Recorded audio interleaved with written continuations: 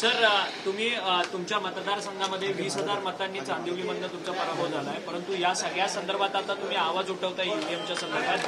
VVPAT EVM मशीनची तुम्ही तपासणीची मागणी केली आहे, काय? निश्चितपणे, कारण ज्याप्रमाणे लोक आमची गेल्या 3 दिवसामध्ये वेगवेगळ्या विभागातून लोकांनी माहिती दिलेली आहे आणि लोक म्हणतात येऊन की साहेब आमच्या मोहल्ल्यामध्ये आमच्या पॉकेटमध्ये आम्ही काँग्रेसलाच मतदान केलेली आहे, MVला केलीच नाही आहेत, एवढी मतं त्यांना गेली कसे. तर अशा प्रकारचे अनेक प्रश्न निर्माण झालेले आहे. त्या प्रश्नाच्या निवारण व्हावा म्हणून जो सुप्रीम कोर्टाच्या तरतूदप्रमाणे केंद्रीय निवडणूक आयोगाने 5% मशीनाची तपासणी करण्याचा जो निर्णय घेतलेला आहे, त्या निर्णयानुषंगाने आम्ही 5% मशीनची तपासणी करण्यासाठी जी रक्कम वगैरे होती ती भरलेली आहे जिल्हा निवडणूक अधिकाऱ्यांकडे आणि ते आम्ही करणार आहोत. हां, एक विषय आहे, एक शंका आहे, अनेक प्रकारची शंका, जसं मतदान अचानक वाढणे आणि ज्या मतदारसंघामध्ये ज्या पोलिंग स्टेशन बूथमध्ये कधीच गेल्या 5-6 निवडणुकामध्ये बूथमध्ये मतदान ज्या संख्यामध्ये विरोधी पक्षाला झाला आहे आमचा, त्यांना कधीच मिळाला नसल्यामुळे तो एरियामध्ये 250-200 मतं जास्त दिसून येत आहे आणि त्या विभागाचे लोकसुद्धा येऊन आम्हाला सांगत आहे. म्हणून ही दोन्ही गोष्टी समोर ठेवल्यानंतर थोडी शंका निश्चितपणे निर्माण झालेली आहे की कुछ तो है जिसकी पर्दादारी आहे. नाना पटोले यांनी आता 76 लाखांचं जे मतदान वाढलंय त्या संदर्भात प्रश्नचिन्ह उपस्थित केलाय, परंतु भाजपचे नेते मंडळी आता नाना पटोलेंवरती टीका करतात की त्याच ईव्हीएमच्या जोरावरती नाना पटोले जिंकून आलेत म्हणून. नाही, ईव्हीएमच्या जोरावर नाही जिंकून आले, ते बॅलेट पेपरवर निवडून आले. बॅलेट पेपरवर जे मतदान मिळालेलं आहे, मला वाटतं की त्या मतामध्ये ते निवडून आलेले आहे. असू दे, आम्ही क्लिअर कट अशा म्हणत नाही आहे, परंतु शंका आहे ना, विषय आहे ना समोर. अनेक विभागाच्या, अनेक मतदारसंघाची अनेक तक्रारी आलेली आहे. त्या तक्राराची शहानिशा या लोकशाहीमध्ये झाली पाहिजे की नाही. लोकशाही आमचा मूल गभारा आहे या देशाच्या आणि राज्याच्या. जर लोकशाहीची हत्या होण्याची शंका होत असेल तर तिची शंका मिटली पाहिजे. आणि जर खरोखर होत असेल, ज्याप्रमाणे त्या निकाल आलेला आहे, ज्याप्रमाणे तक्रारी आलेल्या आहेत, ज्याप्रमाणे प्रत्येक विधानसभा मतदारसंघाच्या उमेदवारांनी वेगवेगळी प्रकारची तक्रार केलेली आहे, अनेक एक्सपर्टनी तक्रार केलेली आहे, देशाच्या मंत्र्यांच्या प्रमुखांनी केलेली आहे, त्यांनी विश्लेषण दिलेलं आहे, अनेक राजनीतिक पंडित जे आहेत ज्यांना आपण म्हणतोय त्यांच्या वेगवेगळ्या प्रकारच्या विश्लेषण आहे. तर शंका लोकशाहीमध्ये या विषयावर, निवडणुकाच्या सिस्टमवर राहिला नाही पाहिजे, हे आमचं मत आहे, आमची भूमिका आहे. असं म्हणते आहे की जर मुख्यमंत्री पदाचा चेहरा आधीच घोषित केला असता उद्धव ठाकरे यांना, तर कदाचित 2-3% मतदान वाढलं असतं. ठीक आहे, हे बघा, प्रत्येक पक्षाच्या, प्रत्येक कार्यकर्त्यांच्या वेगळी भावना असते, पण जे काय निवडणुका सीट वाटपाचा असेल, मुख्यमंत्री सामूहिक निर्णय घेऊनच मुख्यमंत्रीबद्दल जो विषय होता की निवडणुकानंतर लोकतांत्रिक प्रक्रियेच्या माध्यमातून आम्ही ते निर्णय घेऊ, ते सामूहिक निर्णय होता महाविकास आघाडीच्या प्रत्येक पक्षाच्या नेत्यांचा. तर आज हे सगळी गोष्टी काढणं, बोलणं मला वाटतं की चुकीचं आहे. परंतु काँग्रेसचे नेते हवेत होते असं देखील अंबादास दानवे म्हणतात. ठीक आहे, असा कोण हवेमध्ये होता, कोण जमिनीवर होता, ते सगळे आता त्याच्यावर आम्हाला काय प्रतिक्रिया द्यायचं नाही आहे.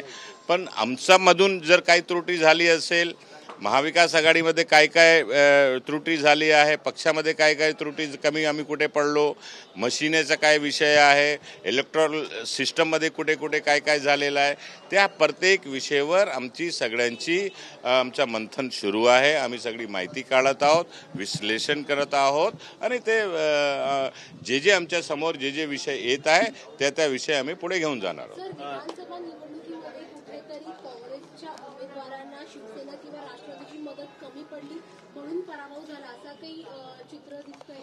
आज कोणावर अशा प्रकारचा आरोप करणं चुकीचं आहे. आम्ही कोणावर आज अशा प्रकारच्या महाविकास आघाडीचे सर्व नेते मिळून या निवडणुका आम्ही लढलेलो आहोत. मी जसं सांगितलं की प्रत्येक विषयाबद्दल आम्ही सगळे विश्लेषण करत आहोत. 2-4 दिवसामध्ये सगळे वस्तुस्थिती समोर आल्यानंतर जे जे काय विषय असेल ते मीडियाच्या समोर ठेवू आम्ही.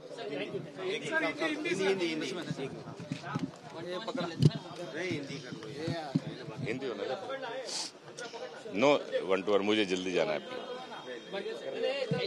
नसीम भाई, आपने चुनाव में जो पराभव हुआ उसके बाद वीवीपैट के लिए आपने आवेदन दिया है. वीवीपैट और बाकी का जो भी इलेक्ट्रल सिस्टम है वो सभी चेक करने के लिए हमने जो सुप्रीम कोर्ट माननीय सुप्रीम कोर्ट ने इलेक्शन चीफ को जो आदेश दिया था और उनका जो सर्कुलर है उसके मुताबिक 5% मशीन की चेकिंग करवाने का जो प्रोविज़न है उस प्रोविज़न के तहत हम लोगों ने अप्लाई किया है. उसकी जो फीस थी वो लीगल भरी है, क्योंकि बहुत सारे क्षेत्रों में शिकायतें उस तरह से मिली हैं और लोकतंत्र में इलेक्ट्रल सिस्टम के ऊपर कोई क्वेश्चन मार्क नहीं होना चाहिए, कोई शक नहीं होने चाहिए, ट्रांसपेरेंसी के साथ सारी चीज़ें होनी चाहिए. तो इसीलिए हमने वो टेस्ट कराने का फैसला किया है, चेक कराने का फैसला किया है, क्योंकि आज जिस तरह से पूरे महाराष्ट्र में अलग अलग विधानसभा क्षेत्रों में से उम्मीदवारों की शिकायतें आ रही हैं, अलग अलग जो राजनीतिक विश्लेषक हैं उनकी जो शिकायतें आ रही हैं, उनके जो अपने अपने लॉजिक्स आ रहे हैं, और तो उन तमाम सारी चीज़ों को स्वाभाविक है कि इलेक्ट्रल सिस्टम पर चुनाव आयोग के काम करने के तरीके के ऊपर एक सवालिया निशान जरूर खड़ा हुआ है, प्रश्न चिन्ह लगा हुआ है.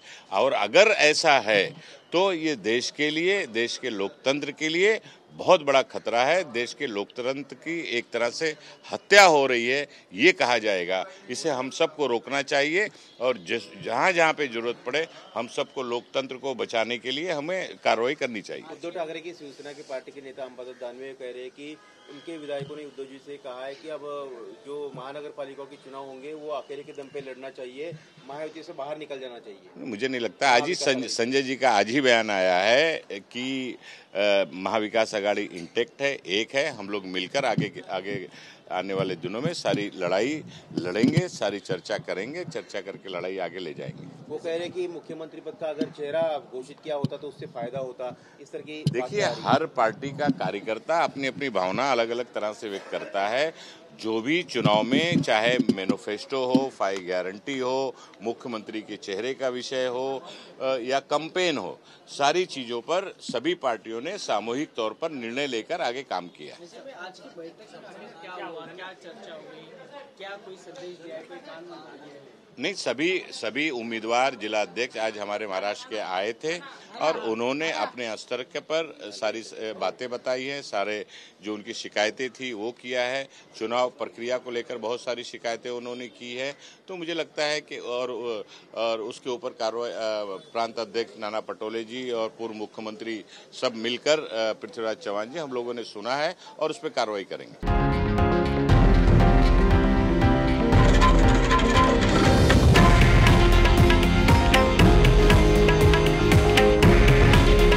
हे आहे देशातील नंबर 1 न्यूज नेटवर्क आणि आपण पाहत आहात TV9 मराठी.